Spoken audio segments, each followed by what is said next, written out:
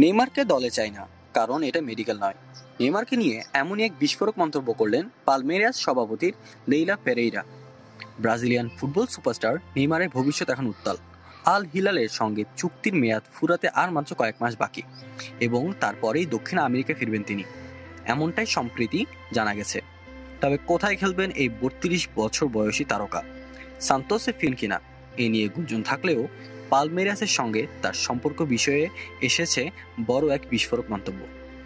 পালমেইরাসের সভাপতি Leila Pereira, যিনি ক্রীড়া ও ব্যবসায়ী জগতে বড় নাম, এক সাক্ষাৎকারে নেইমারকে নিয়ে তাচ্ছিল্য সুরে কথা বলেছেন। তিনি জানিয়েছেন, চোটে ভোগা এবং সম্প্রতি আবারও চোটগ্রস্ত নেইমারকে তার ক্লাবের অংশ হিসেবে মেনে নেওয়া হবে না।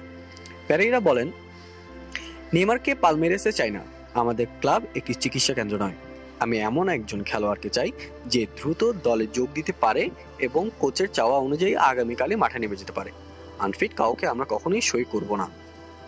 তবে পালমেইরাসের সভাপতি নেইমারের খেলার প্রতি শ্রদ্ধা জ্ঞাপন করেছেন। নেইমার একজন অবিশ্বাস্য খেলোয়াড়, তবে মনে হচ্ছে সে সান্তোসে ফিরে যাবে।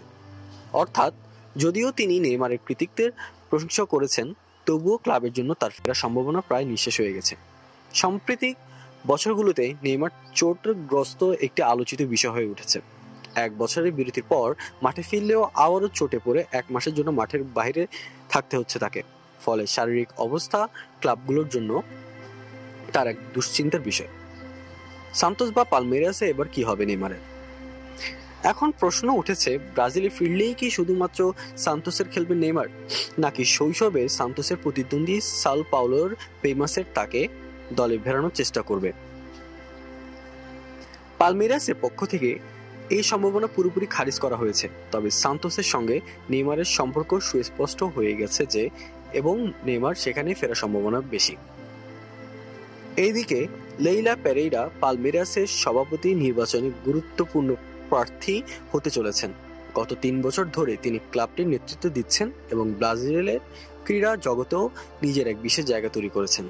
এখন দেখার বিষয়, ব্রাজিলের ফুটবল বিশ্বের এই রকম উত্তাল পরিস্থিতিতে আগামী নির্বাচন তার ক্যারিয়ারকে কিভাবে প্রভাবিত করে। নেইমারের 2024 সালের জুনে আল হিলালের সঙ্গে চুক্তির মেয়াদ শেষ হবে এবং তখনই জানা যাবে তার পরবর্তী গন্তব্য।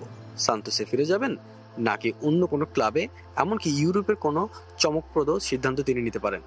ব্রাজিলের এই ফুটবল আইকন আসলে কোথায় খেলবেন, এই প্রশ্নই এখন ফুটবল দুনিয়ার সবচেয়ে বড় আলোচনার বিষয়।